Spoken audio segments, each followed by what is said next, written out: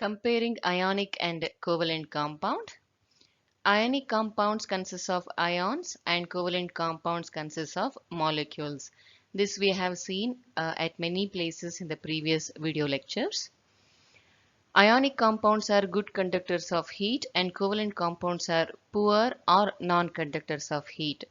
To conduct the heat, we have to have heat carriers like electrons or ions. Since we have ions in ionic compounds, they are good conductors of heat. Coming to the covalent compounds, since the composition is molecules, they are poor or non-conductors of heat. Ionic compounds are soluble in water and covalent compounds are insoluble in water.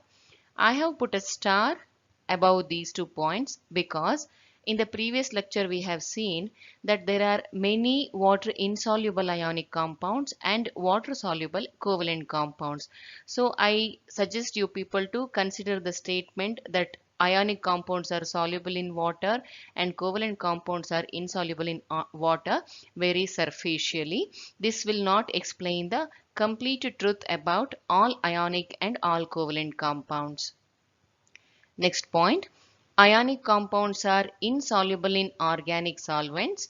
Organic solvents means covalent solvents like ether, toluene, benzene, all these are covalent compounds. Since they exist in the liquid state, we even call them as organic solvents. Ionic compounds are insoluble in organic solvents and covalent compounds are soluble in organic solvents. For these two factors, there is a statement called as like dissolves like. Ionic compounds are having ions or charges in them. Water is having partial charge on it, so ionic compounds are soluble in water. Whereas covalent compounds, most of the covalent compounds, they do not have significant charge on it, so they are insoluble in water. Same thing gets reversed here. Organic solvents, they do not have charge. Since ionic compounds are having the charge, they remain insoluble in organic solvents. Covalent compounds do not have charge and organic solvents also do not have charge. So covalent compounds are soluble in organic solvents. I repeat that statement, like dissolves like. Again, since I have put star for these 4 points, I want you to consider these 4 points very superficially. Ionic compounds undergo high-speed ionic reactions in water. This is because ionic compounds are soluble in water, so ions can move with greater speed, so the reactions are of high speed. Coming to the covalent compounds, since the solubility level of covalent compounds in water is less, molecules cannot move with that speed in water, so they undergo slow speed molecular reactions in water. There exists strong electrostatic force of attraction between ions in ionic compound, and under covalent compounds we have comparatively weak force of attraction between molecules. Let us understand this with example. Under ionic compounds, let us consider NaCl. We know that here between Na plus and Cl minus we have stronger electrostatic force of attraction or Coulombic force of attraction. If I consider two more NaCl, we can observe that this Na plus will experience an electrostatic force of attraction with this Cl minus, and same we observe between this Cl minus and Na plus. So between Na plus and Cl minus of first entity and the Na plus and Cl minus of the first and second entity, Cl minus and Na plus of first and third entity, we are having the same electrostatic force of attraction. Under covalent compounds, if we consider HCl as an example, we understand that between H and Cl we are having sharing of electrons, so the covalent bond. Between HCl molecules, if we consider, on Cl we are having partial negative charge because of the higher electronegativity of chlorine atom. If we write on every HCl, then we understand that partial negative of one HCl attract the partial positive of another HCl, meaning Even between molecules under covalent compounds, we have electrostatic force of attraction, but not between the complete charges as we have seen in ionic compounds, but it is in between partial negative and partial positive charges. That is the reason electrostatic force of attraction between molecules in covalent compounds is weaker in comparison to electrostatic force of attraction between ions in ionic compounds. However, we have seen in HCl, even between water molecules, we can see weaker electrostatic force of attraction between delta minus of oxygen and delta plus of hydrogen of another molecule. Between oxygen and hydrogen within the molecule, we are having covalent bond. I repeat, oxygen of one water molecule will experience a weaker electrostatic force of attraction with the hydrogen of another water molecule. But within the water molecule, oxygen and hydrogens are attracted with a covalent bonding. Let us understand these four terms before moving to the next point. Melting point is the temperature at which substance changes its state from solid to liquid. A high melting solid means at higher temperature it changes from solid to liquid state. Low melting solid means at lower temperature it changes from solid to liquid state. Second one, boiling point is the temperature at which substance changes its state from liquid to gas. High boiling liquid means at higher temperature it changes from liquid to gaseous state. Low boiling liquid means at lower temperature it changes from liquid to gaseous state. Volatile substance means they readily vaporize. Few examples are nail polish remover or eucalyptus oil. We might have observed that if we keep the nail polish remover bottle's lid open for a longer time, bottle becomes empty. Means that nail polish remover vaporizes very quickly. That kind of substances are called as volatile substances. Non-volatile substances are having the nature exactly opposite to that of volatile substances. They won't vaporize readily. Coconut oil, ghee, or any other oil which we use it in the kitchen, even if we keep the lid open for a very longer period of time, amount of liquid or the oil which is present in the container will remain almost the same. That kind of substances are called as non-volatile substances. Ionic compounds have high melting point and boiling point. They are non-volatile in nature. Most of the ionic compounds are crystalline hard solids. Coming to covalent compounds, they have low melting point and boiling point.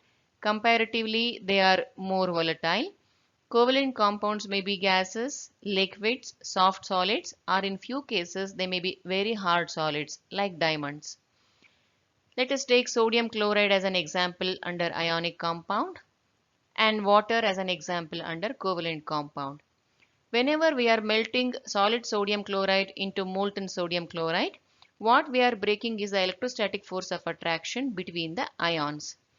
Under water, whenever we are converting ice into liquid water, what we are breaking is the weaker electrostatic force of attraction between the water molecules. We are not breaking the covalent bond between oxygen and hydrogen. Since the electrostatic force of attraction between water molecules under covalent compounds is weaker in comparison to the electrostatic force of attraction between ions in ionic compound, we have high melting point and boiling point for ionic compounds and a low melting point and boiling point for covalent compounds. With the same reasoning, we can explain why ionic compounds are non-volatile in nature and covalent compounds are comparatively more volatile in nature. One more way of classifying substances is based on their capacity to conduct electricity. Those who conduct electricity are called as conductors. Those who cannot conduct electricity are called as non-conductors. To conduct electricity, substances should possess free ions in them. Free ions means ions which are capable of moving in the system. Simply having ions is not sufficient. They should be capable of moving to conduct electricity. Under non-conductors, we will not be having any free ions to conduct electricity. Let us explore the capacity of ionic compounds and covalent compounds to conduct the electricity. First one is ionic compounds. Few examples I have given here. When we say ionic compounds, we can consider them in three major states. First one is solid state, second one is molten state, third one is aqueous state. Aqueous state means we are dissolving ionic compound in water. In the solid state, we may be having ions in the system, but those ions are not free to move. In other words, no free ions are present in solid ionic compound. So, they are non-conductors of electricity. With the second case, since they are in liquid state, ions of ionic compounds are free to move, so they are good conductors of electricity. Even in the aqueous state, we are having free ions in the solution. So aqueous state is also a good conductor of electricity. Second one is ionizing covalent compounds. Example HCl, ammonia, acetic acid, etc. Even here we can consider three categories. These compounds in the solid state, meaning we are having HCl in the solid state, ammonia in the solid state, acetic acid in the solid state, like this. Or in the liquid state, that means in the molten form, HCl in the liquid state, ammonia in the liquid state, acetic acid in the liquid state. Apart from these compounds, we do not have water in the system in molten or fused state. Third one is aqueous state. This is the solution of these compounds in water, meaning HCl dropped into water, ammonia dropped into water, acetic acid dropped into water.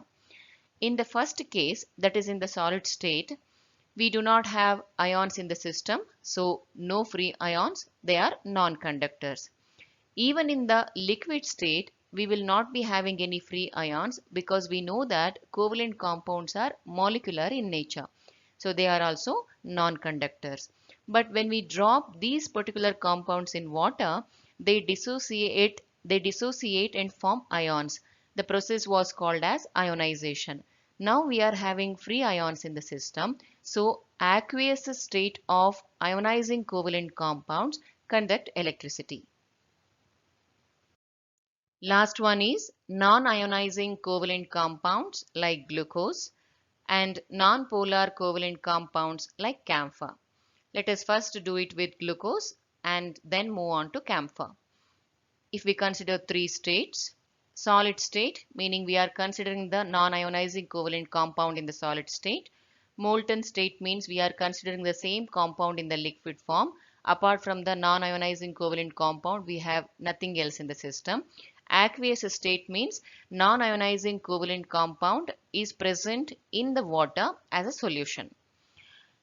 With the first case, we know that covalent compounds are molecular in nature, so no free ions, they are non-conductors of electricity.